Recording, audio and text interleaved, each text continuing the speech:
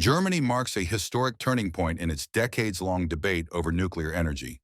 In Gundremmingen, the once towering symbols of power, two massive cooling towers, have been reduced to dust in memory. The controlled demolition marks the physical end of one of the nation's largest nuclear power plants, and with it, an era that shaped modern Germany's energy landscape. As dawn broke, crowds gathered at a safe distance. Families, former workers, and lifelong residents stood silently, waiting for the moment that would redefine their skyline. When the countdown began, a hush fell over the crowd. Seconds later, thunderous explosions echoed across the Bavarian countryside. The towers crumbled in perfect symmetry, sending a huge plume of smoke into the morning sky. For many, the moment was both mesmerizing and heartbreaking. The Gundremmingen plant had been a cornerstone of Germany's nuclear network since the late 1960s, once generating enough power to light millions of homes. But after the Fukushima disaster in 2011, Germany accelerated its plan to phase out nuclear energy entirely, a decision that has divided public opinion ever since. Supporters of the phase-out see today's demolition as a proud milestone, proof that Germany is staying true to its environmental commitments. They believe renewable energy is the path forward, one that will secure a cleaner, safer future for generations to come. But not everyone shares that optimism. Just beyond the demolition zone, pro-nuclear activists rallied in protest, carrying signs reading "Nuclear energy? Yes, please." They warned that abandoning nuclear power is Germany's biggest policy mistake, one that could leave the nation vulnerable amid rising global energy costs. Energy experts say the debate is far from over. As Europe grapples with high electricity prices and energy shortages, some question whether Germany's transition to renewables can keep up with demand.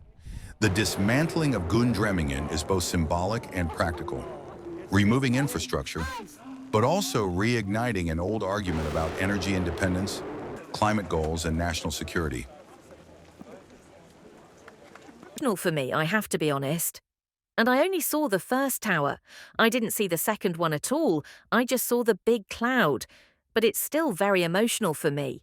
It's a great landmark, and now it's history.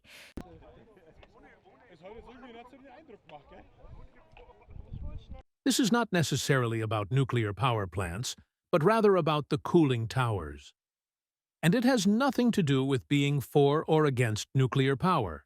It has nothing to do with that at all. I spoke with some opponents of nuclear power today, and I spoke with supporters of nuclear power. The mood is similar everywhere. A piece of home is being lost, and that is the situation.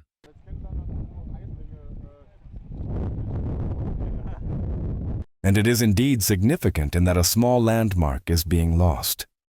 The cooling towers were a symbol of the nuclear power plant, which was shut down 4 years ago. And now you can see from the outside that the dismantling process is indeed progressing, and that it will eventually disappear.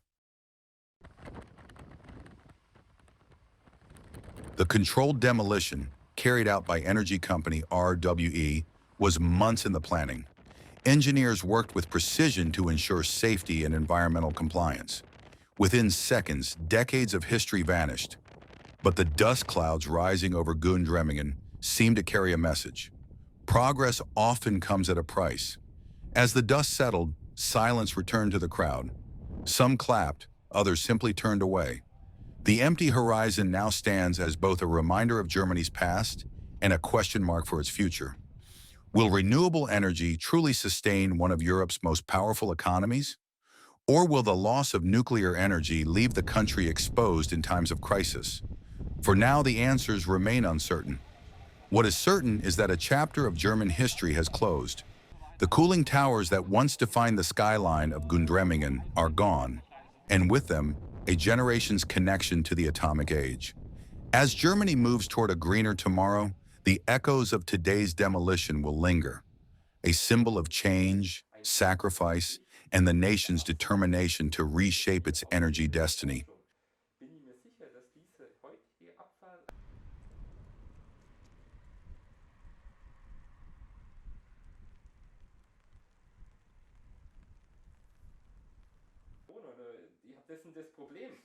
Heutzutage haben wir so ein komisches kleines Teil.